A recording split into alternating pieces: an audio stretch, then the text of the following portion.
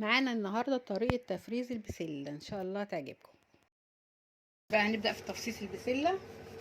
نشوف بقى البسلة. بص انا جايبة 2 كيلو ونص. الكيلو كان بكام؟ 8 جنيه. 2 كيلو ب20 جنيه. هفصصها واجهزها برضه واشيلها في اكياس هي كمان علشان خاطر تنفع في رمضان، تنفع طول السنة. بقى دي بخزنها للسنة كلها.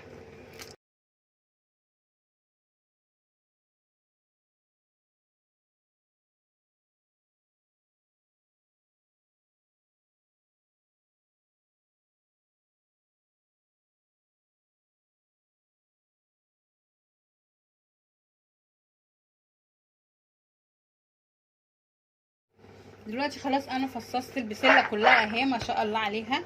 خلصت ال2 كيلو ونص فصصتهم. بصوا ما شاء الله مطلعه بسله قد ايه. وهجيب الجزر، هجيب البطاطس، وهجهز كل حاجه وارجع لكم تاني. انتظروني.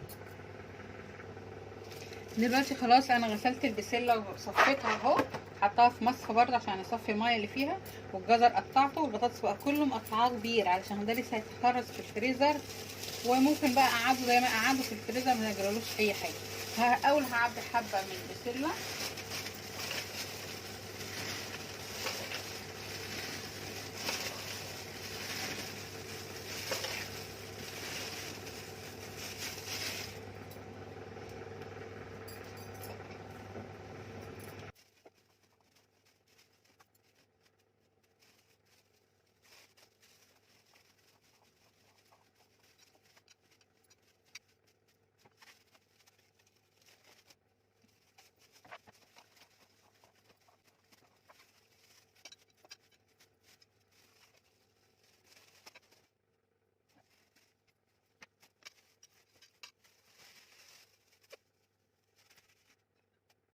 كده خلاص انا عبيت البسله اهي علشان خاطر لو هطبخ مثلا اخد ده او ده او ده براحتي.